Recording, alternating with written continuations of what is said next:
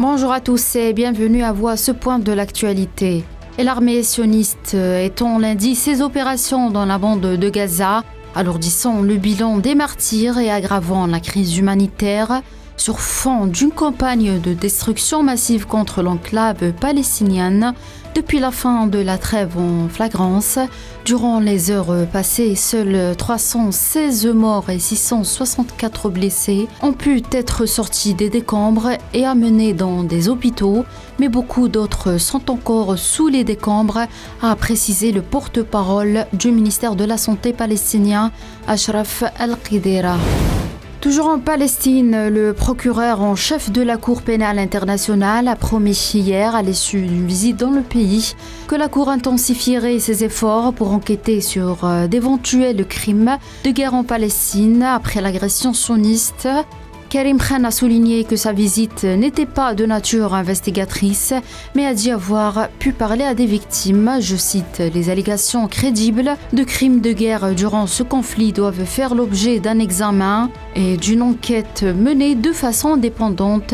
Mes services vont intensifier leurs efforts afin d'avancer dans leurs enquêtes. » Et en Algérie, le président algérien Abdelmadjid Tebboune a présidé hier la cérémonie de remise du prix du président de la République du journaliste professionnel. Les thèmes retenus pour l'édition de cette année sont la Nouvelle Algérie et la problématique de la sécurité alimentaire et hydrique, la Nouvelle Algérie, renforcement des capacités et de la créativité de la jeunesse et la sécurité énergétique et ses dimensions géopolitiques.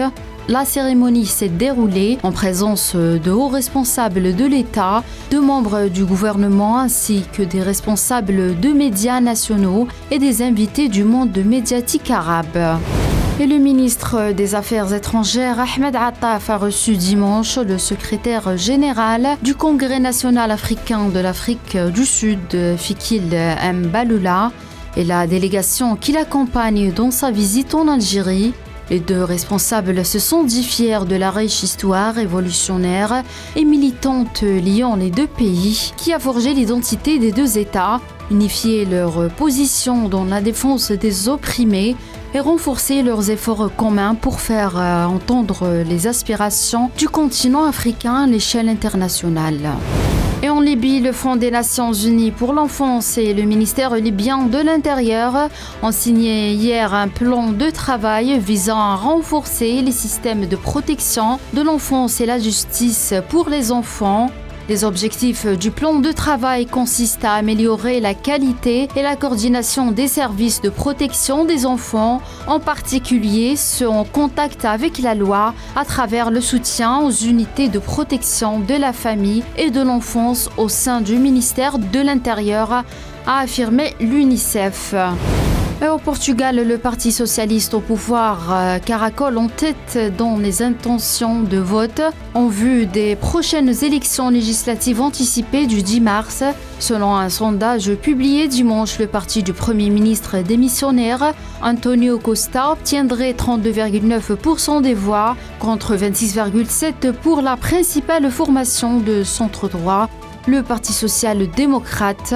La démission du gouvernement socialiste sera officialisée jeudi prochain, a indiqué le président qui avait laissé un peu de temps à l'exécutif afin de lui permettre de faire adopter le budget pour 2024.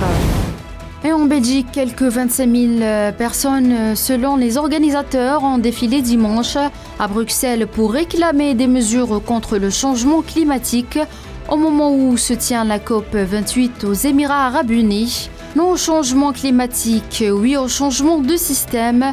Nous voulons une planète habitable et saine, pouvait-on lire sur des pancartes ou affichettes.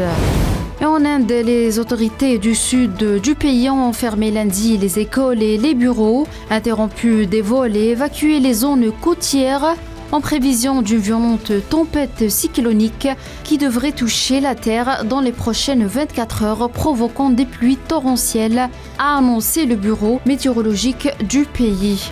C'est la fin de ce point de l'actualité. Merci de l'avoir suivi.